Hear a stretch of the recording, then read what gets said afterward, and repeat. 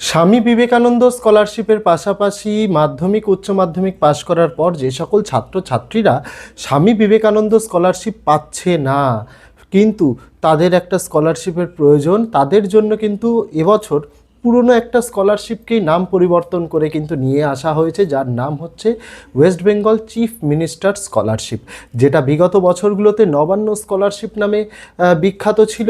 সেই স্কলারশিপটাকেই নতুনভাবে নতুন নামে কিন্তু এটাকে কিন্তু সাজানো হয়েছে।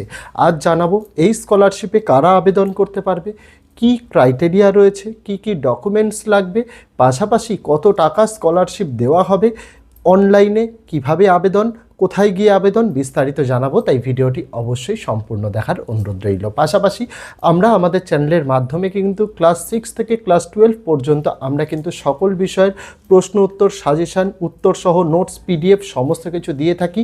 সেই ভিডিওগুলি যদি দেখতে ইচ্ছুক থেকে থাকো, এই ভিডিওর ডেসক্রিপশানে আমি 6 থেকে 12 অবধি সকল ক্লাসের যে গোটা সিলেবাসের নোটসের ভিডিও পিডিএফ সহ এনেছি, তার লিঙ্কগুলো দিয়ে রাখলাম, দেখে নিতে পারো। আগামী দিনে স্কলারশিপের আপডেট, পাশাপাশি এডুকেশনাল পড়াশোনার যাবতীয় নোটস আমরাই দেবো আমাদের চ্যানেলের মাধ্যমে। সেগুলি পেয়ে যাওয়ার জন্য ইউটিউব থেকে দেখে থাকলে চ্যানেলটিকে সাবস্ক্রাইব করার অনুরোধ রইল, ফেসবুক থেকে দেখে থাকলে পেজটিকে ফলো করার অনুরোধ রইল। প্রথমে আসা যাক এই যে স্কলারশিপটি, এর ক্রাইটেরিয়া কী আছে। আমরা জানি মাধ্যমিক বা উচ্চ মাধ্যমিক পরীক্ষায় কোনো ছাত্র বা ছাত্রীর 60% বা তার বেশি নম্বর পেলে, অর্থাৎ মাধ্যমিকে 420 বা তার বেশি, উচ্চ মাধ্যমিকে 300 বা তার বেশি পেলে সে এলিজিবল হয়ে যায় Swami Vivekananda merit cum means স্কলারশিপের জন্য, যেখানে বছরে এককালীন 12,000 টাকা করে আর্থিক সহায়তা প্রদান করা হয়, এবং যারা গ্র্যাজুয়েশন করছে কলেজে তাদের সর্বোচ্চ 60,000 টাকা পর্যন্ত কিন্তু দেওয়া হয়। কিন্তু এই স্কলারশিপে যারা এই নম্বর পায় না, যাদের এর থেকে কম নম্বর রয়েছে, তাদের জন্য হচ্ছে এই West Bengal chief minister scholarship, বা বিগত বছরে যেই স্কলারশিপটার নাম ছিল নবান্ন স্কলারশিপ। এই স্কলারশিপের ক্রাইটেরিয়া হচ্ছে 60%-এর কম নম্বর কিন্তু 50%-এর বেশি নম্বর থাকতে হবে। অর্থাৎ মাধ্যমিকে যে সকল ছাত্রছাত্রীরা 350 থেকে 419 এই নম্বরের মধ্যে পেয়েছে, তাদের জন্য এই স্কলারশিপে আবেদন করা যাবে। আর উচ্চ মাধ্যমিকের জন্য যারা 250 থেকে 299 এর মধ্যে পেয়েছে, তারা এই স্কলারশিপে আবেদন করতে পারবে। অর্থাৎ বোঝাতে পারলাম আবেদনের ক্রাইটেরিয়া কি রয়েছে। আবেদনের ক্রাইটেরিয়া খুব সহজ। মাধ্যমিক যারা পাস করেছে তাদের জন্য কিন্তু এই স্কলারশিপ 300, 350 থেকে যারা 419-এর মধ্যে পেয়েছে তাদের জন্য, আর যারা উচ্চ মাধ্যমিকে 250 থেকে 299 এর মধ্যে পেয়েছে তাদের জন্য এই স্কলারশিপ। মনে রাখতে হবে এটা কিন্তু পোস্ট ম্যাট্রিক স্কলারশিপ, তাই শুধুমাত্র মাধ্যমিক পাস করেছে যারা, তারপর থেকেই ছাত্রছাত্রীরা এই স্কলারশিপে আবেদন করতে পারবে।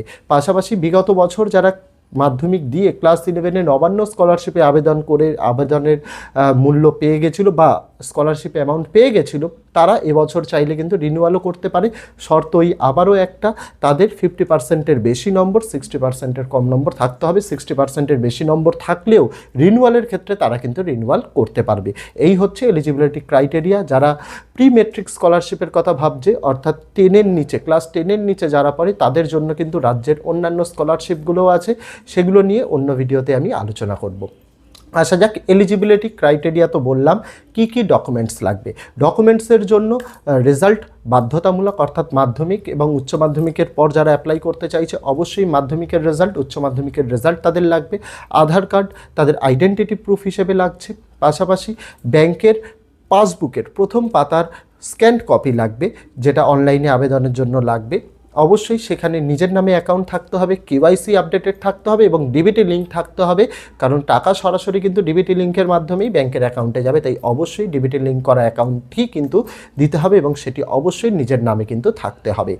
আর পাশাপাশি আর কি লাগছে, আর যেটা লাগছে, তুমি যে নতুন ক্লাসে ভর্তি হয়েছো তার অ্যাডমিশন রিসিপ্ট, অর্থাৎ যারা ক্লাস 11-এ ভর্তি হয়েছে ভর্তির রসিদটা লাগবে, যারা কলেজে ভর্তি হয়েছে তাদের ভর্তির রসিদটা কিন্তু এখানে দিতে হচ্ছে। আর কি লাগছে, আর লাগছে ডমিসাইল সার্টিফিকেট। ডমিসাইল সার্টিফিকেট অর্থাৎ পশ্চিমবঙ্গের স্থায়ী বাসিন্দা, এই সার্টিফিকেট যারা গ্রাম পঞ্চায়েতে থাকে গ্রাম পঞ্চায়েত থেকে পেয়ে যাবে, যারা মিউনিসিপ্যালিটি বা কর্পোরেশনে থাকে তারা মিউনিসিপ্যালিটি বা কর্পোরেশন থেকে কিন্তু এই সার্টিফিকেট ইস্যু করতে পারবে।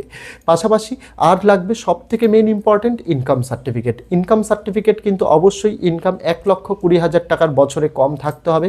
ইনকাম সার্টিফিকেট এটাও কিন্তু তোমাদের গ্রুপ এ অফিসার, এসডিও, বিডিও, গ্রুপ এ অফিসার, যে কোনো গ্রুপ এ অফিসার, গেজেটেড অফিসারকে দিয়ে কিন্তু এই ইনকাম সার্টিফিকেট ইস্যু করাতে হবে।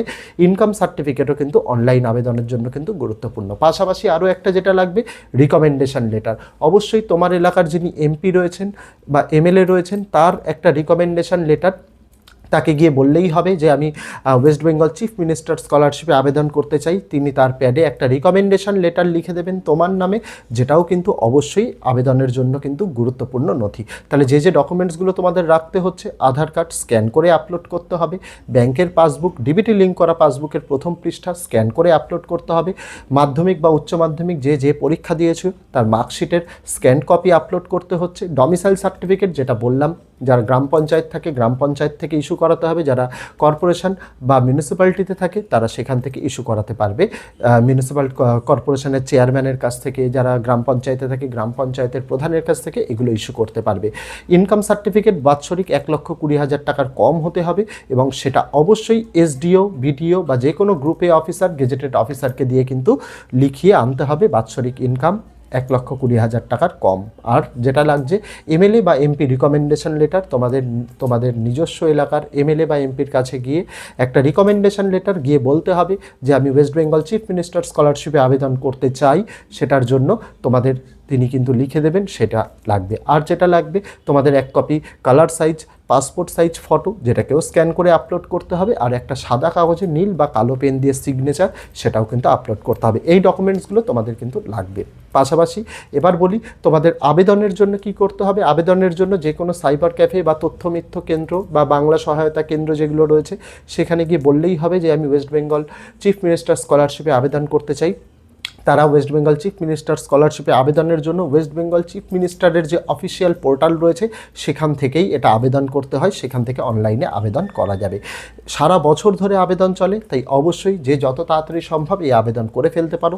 স্কলারশিপ অ্যামাউন্ট, এই স্কলারশিপ বছরে কিন্তু এককালীন 10,000 টাকা করে আর্থিক সহায়তা প্রদান করা হয়, কাউকে কম নয় কাউকে বেশি নয়, 10,000 টাকা ফিক্সড। এটা সকলের জন্যই কিন্তু সমান, যে স্ট্রিমেই পড়ুক না কেন তাকে এই 10,000 টাকাই দেওয়া হয়।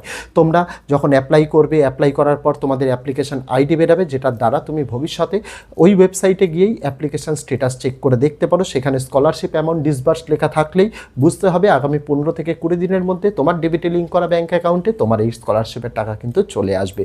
এইগুলো তোমাদের কিন্তু করতে হচ্ছে এই ওয়েস্ট বেঙ্গল চিফ মিনিস্টার স্কলারশিপে আবেদনের জন্য। আপাতত এই স্কলারশিপ নিয়ে সামগ্রিক যা ধারণা তোমাদের প্রয়োজন সমস্তটাই ভিডিওর মাধ্যমে দিলাম। কারোর যদি কোনো কোয়ারিজ থেকে থাকে কমেন্ট বক্স তোমাদের জন্য খোলা রইল, কমেন্ট করতে কিন্তু ভুলো না। আজকে ভিডিওতে এটুকুই ছিল ছাত্রছাত্রীরা, দেখা হচ্ছে তোমাদের সঙ্গে আগামী দিন অন্য কোনো বিষয়ে অন্য কোনো ভিডিও নিয়ে। ততদিন সকলে ভালো থেকো, সুস্থ থেকো।